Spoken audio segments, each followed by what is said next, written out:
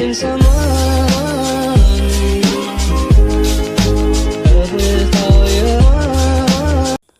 Assalamualaikum teman-teman. Sebelumnya, perkenalkan nih tim dari kelompok 6. Nah, di sini dengan saya sendiri Windy Hari Akbar, kemudian Alfi Wahyudi, kemudian Cici Andriani, dan Putri Teviana. Nah, materi pertama akan disampaikan oleh Alfi Wahyudi. Baiklah, bersama saya Alfi Wahyudi Nasution. Kali ini saya akan menjelaskan definisi rancangan penelitian. Rancangan penelitian adalah sebagai model pendekatan penelitian yang sekaligus juga merupakan rancangan analisis data. Di samping itu, dengan adanya rancangan penelitian, penentuan sampel sudah diberi arah oleh rancangan penelitiannya. Desain penelitian atau rancangan penelitian adalah rencana dan struktur penyelidikan yang disusun sedemikian rupa, sehingga peneliti akan dapat memperoleh jawaban untuk pertanyaan-pertanyaan penelitinya. Rencana itu merupakan suatu skema menyeluruh yang mencakup program penelitian. Desain penelitian dibuat untuk menjadikan peneliti mampu menjawab pertanyaan peneliti dengan sevalid, seobjektif, secepat, dan sehemat mungkin. Lalu, banyak definisi yang dikemukakan berkenaan dengan rancangan penelitian atau biasa disebut dengan research design. Namun, apapun bunyi definisi tersebut, rancangan penelitian pada dasarnya merupakan blueprint yang menjelaskan setiap prosedur penelitian, mulai dari tujuan sampai dengan analisis data tersebut. Nah, selanjutnya akan saya sampaikan rancangan penelitian itu ada beberapa komponen utamanya. Nah, sebelumnya sudah jelas gitu kan pengertian rancangan penelitian itu sendiri. Nah, kalau kita lihat dari pengertiannya itu adalah blueprint ya kan, seperti yang udah dijelaskan teman saya Alfi. Nah, blueprint gitu kan. Kenapa blueprint gitu? Karena ya rancangan penelitian itu menjelaskan prinsip bagaimana prosedur penelitian, mulai dari tujuan penelitian hingga analisis data. Nah, jadi di sini ada beberapa komponen utama yang terdapat di dalam rancangan penelitian itu sendiri. Yang pertama itu ada tujuan penelitian. Nah, tujuan penelitian itu adalah hasil akhir dari penelitian tersebut, ya kan? Nah, jadi tujuan ini bisa juga dijadikan tolak ukur sebuah penelitian. Contohnya misalnya anak farmasi ingin melihat parastamol parastamol kemasan apakah mengandung parastamol yang murni gitu kan. Nah, ini ketika udah mendapatkan kesimpulan bahwasannya parastamol kemasan mengandung parastamol yang murni, nah, oh iya berarti terkandung, nah gitu kan, berarti itu adalah hasil akhir bahwasannya parastamol kemasan mengandung parastamol yang murni. Nah, begitulah dia. Nah, yang kedua itu ada jenis penelitian yang akan digunakan. Nah, untuk jenis penelitian itu ada 3 jenis penelitian yang terdapat di dalam slide ya kan. Yang pertama penelitian deskriptif, yang kedua korelasional, yang ketiga eksperimental ya kan. Nah, kemudian yang ketiga, nah jadi ya teman-teman, di sini ada 10 komponen utama. Kita akan mengupas satu-satu. Yang tadi sudah jelas ya, adanya tujuan penelitian.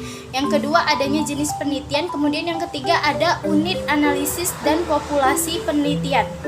Nah, yang ketiga ini misalnya kayak adanya organisasi, adanya kelompok, adanya individual, adanya benda. Nah, kita misalkanlah benda.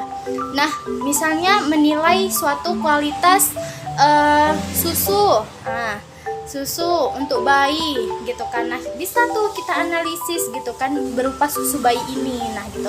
Nah, kemudian yang keempat adanya rentang waktu penelitian.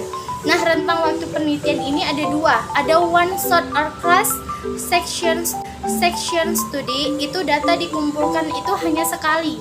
Kemudian yang kedua ada longitudinal study, data dikumpulkan dalam beberapa kali periode. Nah, kemudian yang kelima itu ada teknik pengambilan sampel. Nah, kemudian adanya teknik pengambilan sampel. Untuk pengambilan sampel itu digunakan dua teknik. Yang pertama ada yang acak, ada teknik yang non acak. Nah, selanjutnya yang keenam itu ada teknik pengumpulan data. Nah, kalau pengumpulan data kita bisa lihat dari beberapa teknik pengumpulan data itu seperti wawancara, seperti kuesioner. Nah, jadi misalnya contohnya kayak saya ingin membuat suatu penelitian gitu kan.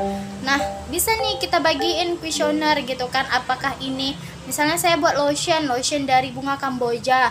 Nah, apakah ini kita nanti bisa buat di kuesioner apakah ini mengiritasi gitu kan. Nah, nanti kita kasih nih sama untuk yang mau kita uji, misalnya kayak manusia itu sendiri ya kan. Nah, kemudian selain kuesioner, wawancara itu bisa juga didapat dari observasi atau juga bisa didapat dari studi dokumentasi. Nah, itu bisa. Nah, kemudian kalau kita lihat yang ketujuh itu ada definisi operasional variabel penelitian gitu kan. Nah, kemudian yang ketujuh ini adalah ada definisi operasional variabel penelitian. Nah, ini kita bisa menggunakan variabel penelitian, bisa kita gunakan juga beberapa indikator ya. Nah, kemudian yang kedelapan itu ada pengukuran variabel penelitian. Nah, ini kita bisa lihat dari jenis skala pengukuran variabel itu sendiri ya kan, secara benar gitu, atau bisa kita misalnya menggunakan perhitungan statistik gitu kan. Misalnya untuk variabel yang berskala nominalnya itu ya nggak mungkin kita untuk hitung dengan manual gitu kan. Nah, bisa kita menggunakan statistik. Nah, itu masuk ke dalam poin variabel penelitian. Untuk analisis data ini bisa kita mengukurnya atau kayak disebut gitu validitas ya, atau mean, deviasi standar. Nah, itu bisa. Nah, kemudian untuk poin terakhir itu adalah ke-10, instrumen pencarian data. Nah, ini ada beberapa gitu kan cara kita untuk mengambil data itu. Dari kuesioner tadi juga bisa, dari angket juga bisa ya kan. Kemudian jenis penelitian. Jenis penelitian ini dibagi menjadi 3. Yang pertama, penelitian eksplanasi. Penelitian eksplanasi merupakan penelitian yang mengkaji keterkaitan sebab akibat antara dua fenomena atau lebih. Penelitian ini digunakan untuk menentukan apakah suatu hubungan sebab akibat benar atau tidak. Untuk menentukan kebenaran antara dua atau lebih eksplanasi yang bersaingan.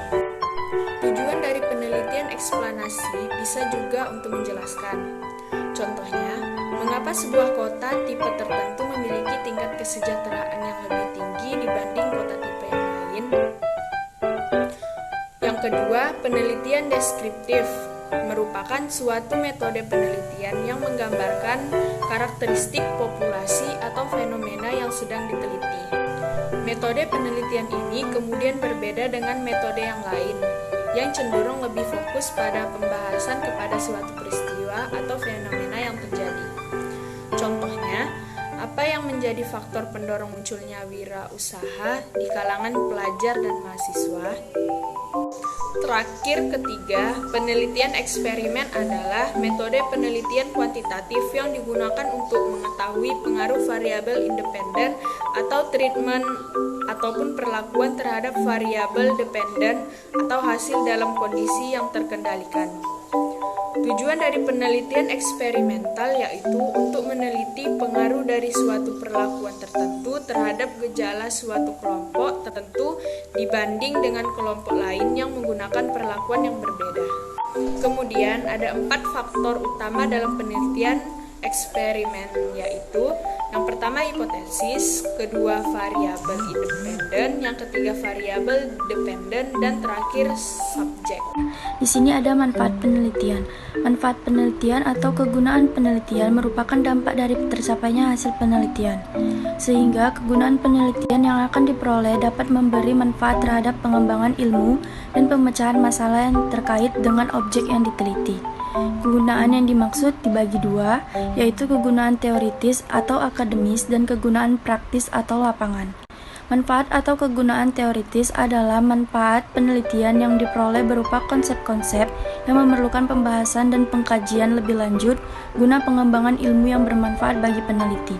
Manfaat teoritis ini harus bisa memberikan sumbangan nyata bagi pengembangan pengetahuan teori menurut bidang ilmu yang diteliti. Berikutnya, di sini ada tujuan penelitian.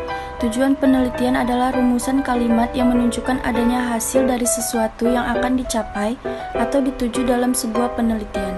Sehingga keterangan ini didapatkan setelah penelitian selesai. Untuk perumusan tujuan penelitian mengungkapkan keinginan peneliti untuk mendapatkan jawaban atas permasalahan peneliti yang diajukan.